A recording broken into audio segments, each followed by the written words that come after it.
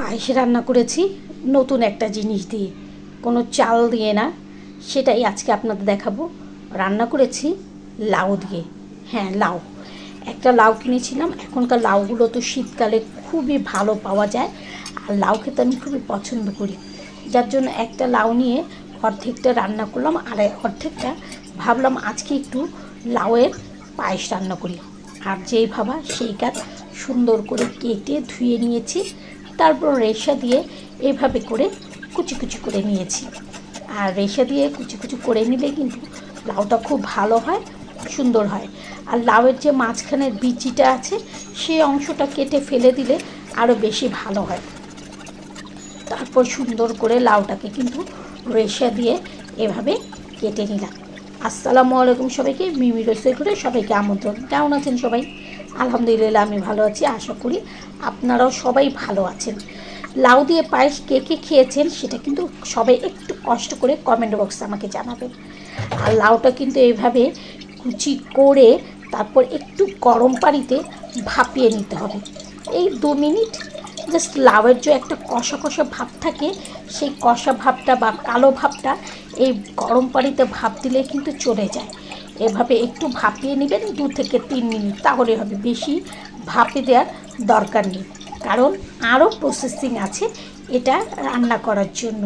আর লাউয়ের পায়েসটা যে কি মজা হয়, আপনারা হয়তো অনেকেই এখনও খাননি, তবে যারা খাননি তারা কিন্তু অবশ্যই একটু এই লাউয়ের পায়েসটা বাসায় ট্রাই করবেন, মজা পাবেন, ভালো লাগবে। তারপর আমি একদম 2 মিনিটের মতো লাউটাকে একটু ভালো মতো হালকা গরম পানিতে এটা কি করেছি কি সেদ্ধ মতো করে নিয়েছি। তারপর যখনই পানিটা একটু ফুটেছে, যেহেতু পানিটা আমার গরম, আমি 2 থেকে 3 মিনিট রাখবো, এর বেশি রাখবো না।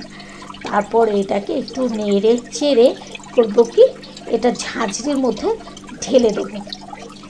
ঝাঁঝরির মধ্যে ঢেলে দিলে পানিটা ঝরে যাবে, এই লাউয়ের যতগুলো কষ ছিল সব কষটা সব বের হয়ে যাবে। ঝাঁঝরিতে ঢেলে আমি এটার মধ্যে কিন্তু ঠান্ডা পানি দিয়ে একটু আবার ধুয়ে নেব। আগে গরম পানিতে দিয়ে এর কষগুলো কালোগুলো সব বের করে নিয়েছি, এখন আবার একটু ঠান্ডা পানি দিয়েও ধুয়ে নেব।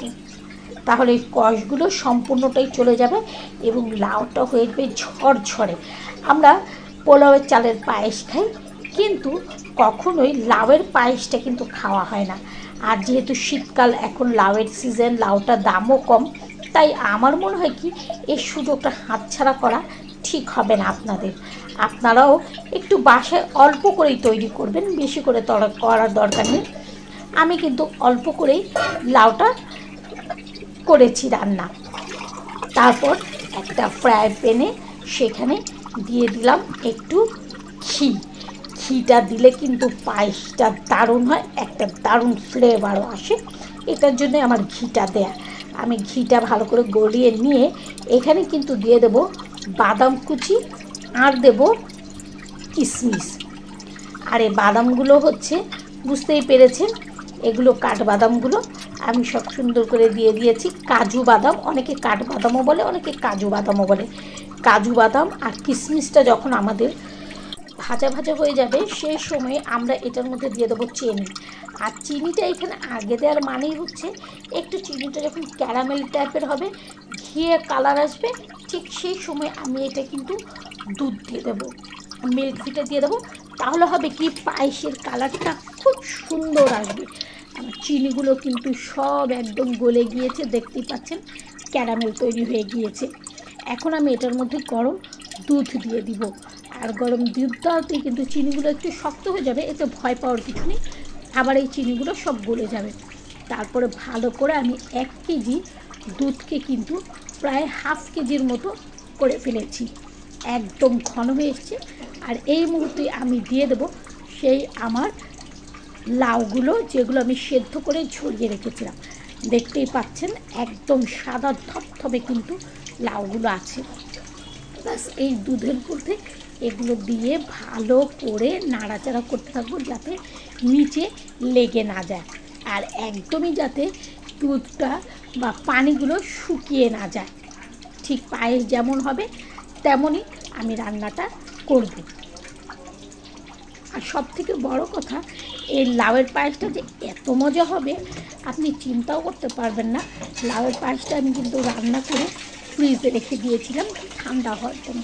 তারপর পরের দিন যখন আমি ঠান্ডা ঠান্ডা পরিবেশন করলাম, আমার ঘরের মানুষরা, এমনকি আমার মেয়ে টিচার, সেও খেয়ে অবাক হয়েছে। সেও জিজ্ঞেস করেছে যে আন্টি এটা কী রান্না করেছে, এত মজা, এটা কিসের পায়েস। যদিও আমার মেয়ে তখনও পুরোপুরি জানে না যে এটা কিসের পায়েস, তাই সে বলতে পারেনি। আমি তার কাছে এবং আমার ফ্যামিলি, পরিবারের মানুষের কাছে এই জিনিসটা লুকিয়েছি যে এটা লাউয়ের পায়েস। আসলে লাউয়ের পায়েস বললেই না সবাই নাক ছিটকাবে, কেউ খেতে চাবে না। তাই আমি এটা গোপন করেই তাদের খাওয়ানোর চেষ্টা করলাম। তারা তো খেয়ে খুবই খুশি। নতুন একটা এটা কী দিয়ে রান্না করেছে, কী দিয়ে রান্না করেছে। যখন তারা জানলো যে এটা লাউয়ের পায়েস, তখন তো মাথায় হাত তুলে, তুমি আমাদেরকে এইভাবে লাউ খাইয়ে দিবে, লাউয়ের পায়েসটা খুব মজা হয়েছে তো। এবং সেটা কিন্তু একবারেই লাউয়ের পায়েসটা আমার শেষ হয়ে গেছে, যেটা কিনা আর থাকেনি। আসলে জিনিস যেটা ভালো হবে, একটা কথা হচ্ছে যে দেখতে সুন্দর, যে জিনিসটা আপনার, যে খাবারটা আপনার চোখে সুন্দর লাগবে, সেই খাবারটা কিন্তু আপনার কাছে খেতেও ভালো লাগবে। ওই যে বলে না, প্রথমে দর্শনধারী তারপর গুণ বিচারে, অনেকটা সেই রকমই। যে কোনো খাবার আপনার পরিবেশনের ধরন, তারপর রান্না করার ধরন, এগুলো যদি আকর্ষণীয় হয়, একটা মানুষের সামনে পরিবেশন করাটা যদি আপনার আকর্ষণীয় হয়, তাহলে সেই জিনিসটা কিন্তু আপনার সুপার ডুপার হিট হবেই হবে। যেটা কিনা আমার এই লাউয়ের পায়েসটা হয়েছে। এতটা মজা হবে আমার ঘরের মানুষরা কেউ বোঝেনি, আমিও বুঝতে পারিনি।